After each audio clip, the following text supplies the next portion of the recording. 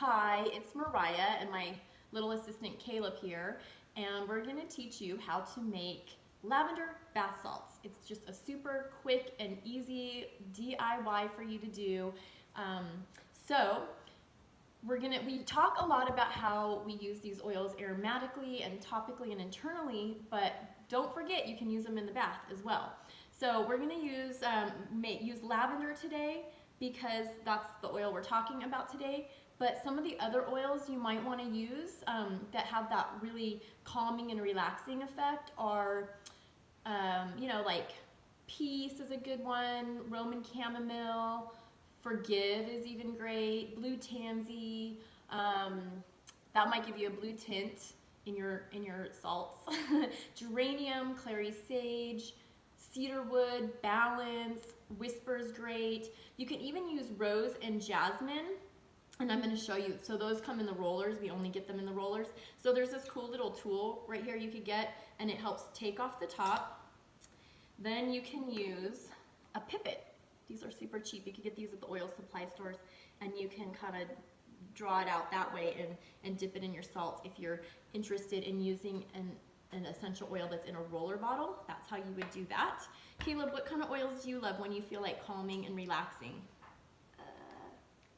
This one here? Yeah, this one here. Do you know how to say that one? Nope. Ylang ylang?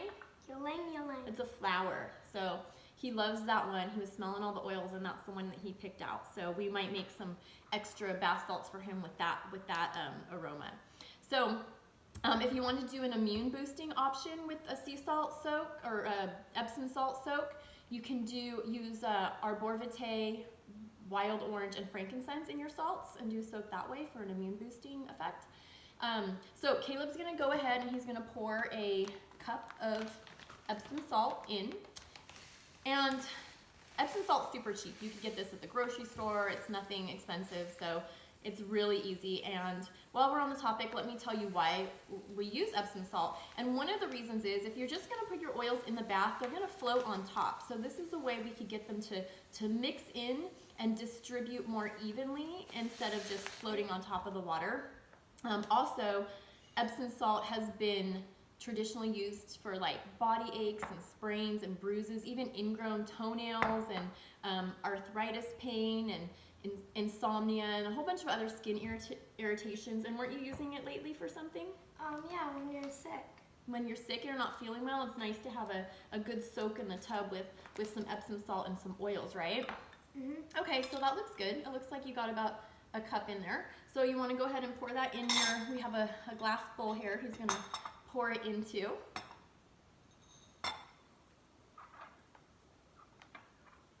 Okay, and then we're going to put in 5 to 8 drops of essential oils. Well, I mean, I guess some of them you use are going to be really strong, so you might not need as many, like that ylang ylang that he loves.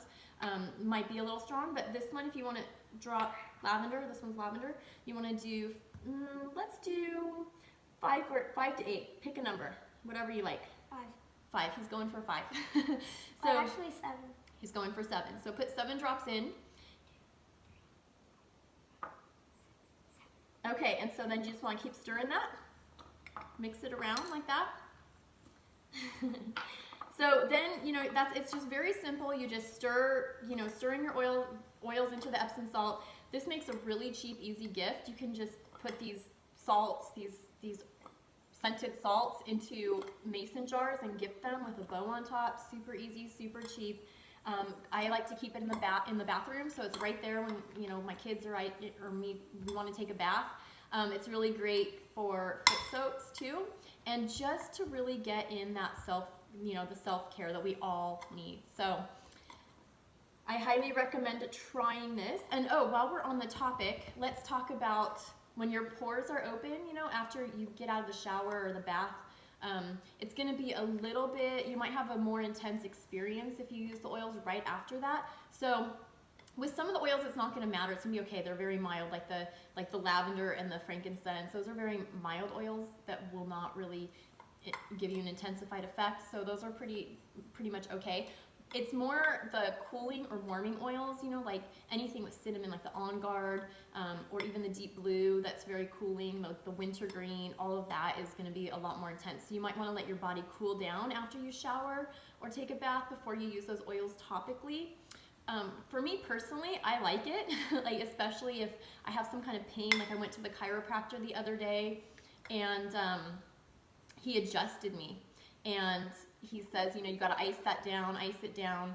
And I thought, you know, well, I can ice it down, but maybe it'll feel good if I try some deep blue. So I put that on after my shower, and it feels amazing. It was so helpful at calming and soothing that discomfort in that area that I had back here. But so that's our bath salts for today. And super easy, super simple. I hope you're loving it, and just go ahead and go make some bath salts and enjoy the opportunity to do something good for your body.